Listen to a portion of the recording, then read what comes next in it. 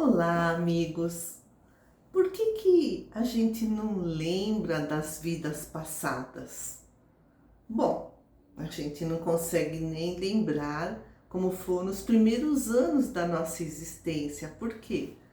Porque o nosso cérebro físico é um instrumento ainda precário. Ele não comporta tanta informação. E tem mais uma questão: quando nós reencarnamos, nós, né, que somos espíritos, entramos em contato com essa matéria e aí há uma diminuição do estado vibratório do espírito, que também acaba levando ao esquecimento do passado. Emmanuel, no livro com o mesmo nome, Emmanuel, psicografado pelo Chico Xavier, nos explica que a consciência, a nossa consciência, né, nessa encarnação, é a parte emergente da consciência espiritual. É aquela pontinha do iceberg que fica acima do nível da água do mar. Então, a parte submersa é o nosso inconsciente, aí Emmanuel dá o nome de consciência espiritual, a somatória de todo o conhecimento, de todas as lembranças de vidas passadas, mas fica lá, né? Fica submerso, não vem à tona, às vezes vem. Bom, e os nossos sentidos, né? Esses sentidos, né? De visão, audição, tato, olfato, paladar, eles são apenas o necessário para a nossa evolução aqui na Terra, nessa encarnação. E aí escreve Emmanuel: daí a exiguidade das nossas percepções visuais e auditivas em relação ao número inconcebível de vibrações que nos cercam.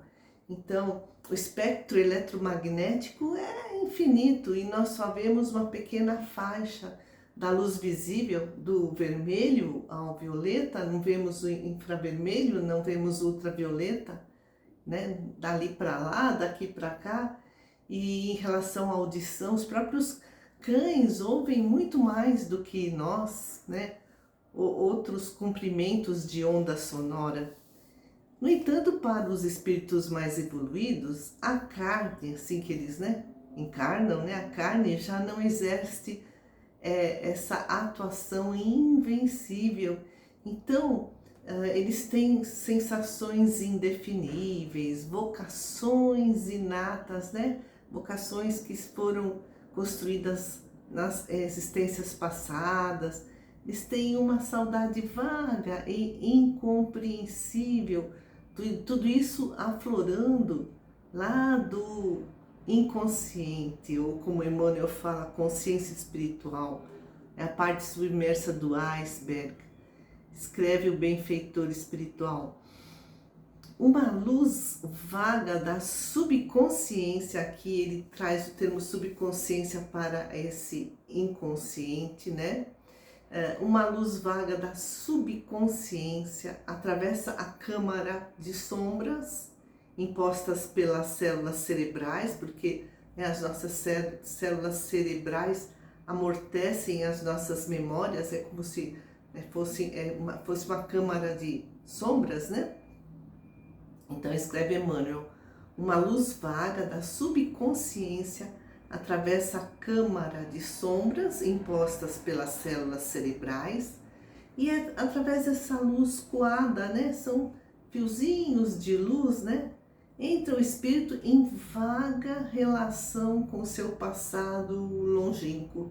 Então são flashes, né, de lembranças, insights assim, bastante fugazes. E então o espírito, ele tem essa memória, nós quando encarnamos, temporariamente amortecida. No entanto, todos trazemos em nós, segundo os ensinamentos da espiritualidade, uma ideia inata da imortalidade da alma. Já nascemos, né, com essa crença de que o nosso espírito é imortal. E com a evolução, o espírito vai além, né, dessa crença inata que, segundo, né, nos ensinam, todos temos, mas à medida em que evoluímos, né, vamos adquirindo um conhecimento integral, pleno do nosso próprio eu, essa certeza de que nos uniremos ao centro criador do universo, como Jesus nos contou na parábola do filho pródigo. Estamos, né, evoluindo em direção à perfeição relativa, de volta à casa do Pai, ao reino de Deus, e também vamos adquirindo o conhecimento de que a nossa consciência é uma centelha da luz divina, né? Uma vez, uma criança me disse que, uma criança bem pequenininha, que Deus seria uma fogueira muito grande, as fagulhas que escapam dessa fogueira são os espíritos que Ele cria. Então nós somos centelhas de luz divina. E além disso, a necessidade de esquecer, né, das vidas passadas. Imagina se um inimigo, um adversário, né, de outras vidas está agora convivendo conosco, encarnado na mesma família, ou se fomos nós que o prejudicamos. Então é bom esquecer, faz parte da misericórdia de Deus, que esse esquecimento sem o peso da culpa, ou da vergonha, ou do ódio, do sentimento de vingança, né? Se foi ele que nos prejudicou. Então, sem esses sentimentos ruins, nós agimos com mais liberdade, porque esquecemos, né, o que fizemos em outras vidas, lá na nossa consciência, né? A parte submersa do iceberg sabe, mas a consciência não lembra. Então, sem esse peso de culpa, sem a lembrança do mal que o outro nos fez ou que nós fizemos, também nos ajuda a reconciliar com os nossos desafetos.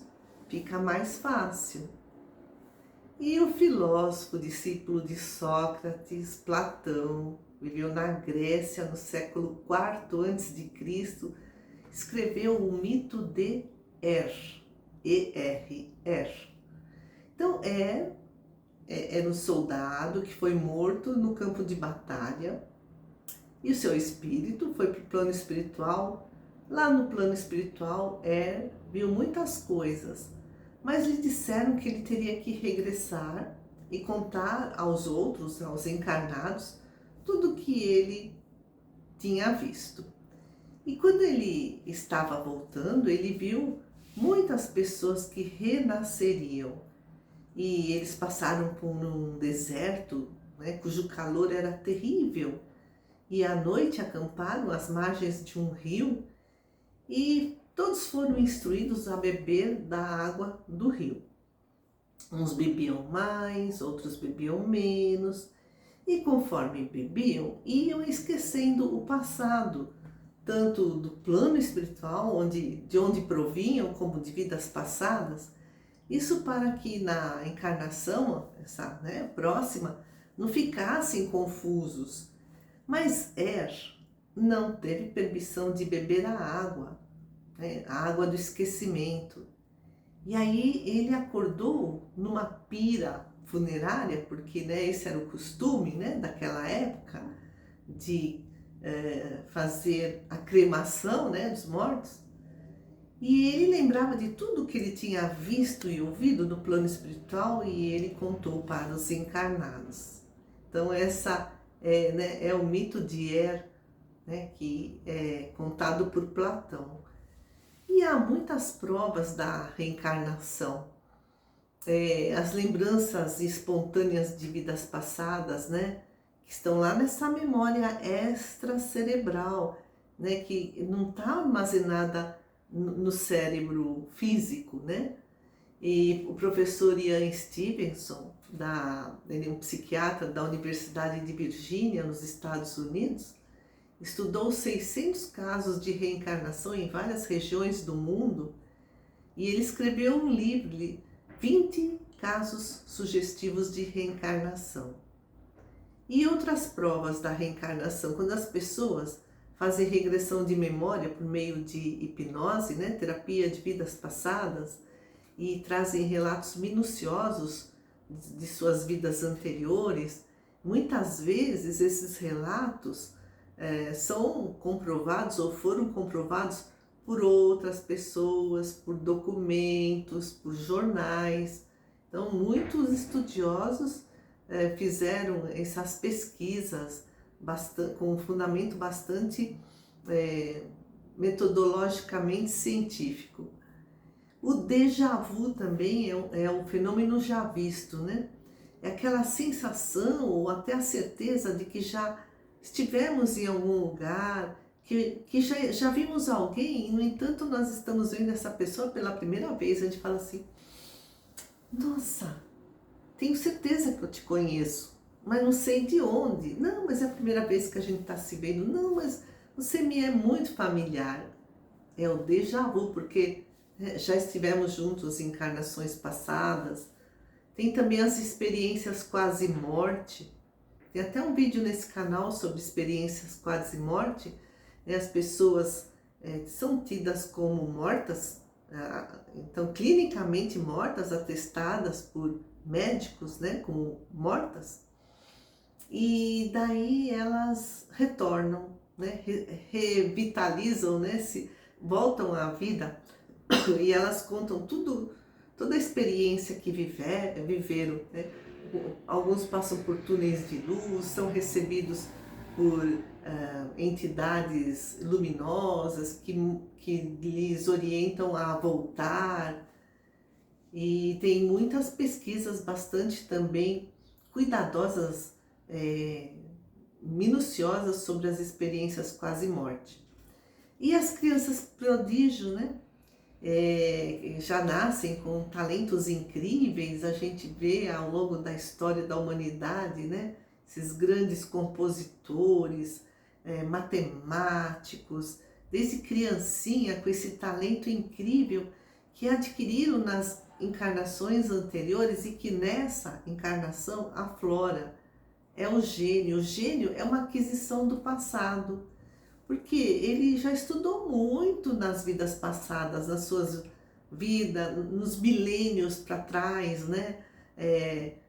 Já experienciou muito, trabalhou muito e tudo isso fica acumulado na sua memória extra cerebral e agora, de forma inata, né? Já nasce com toda essa capacidade, esse dom, essa habilidade, aflora.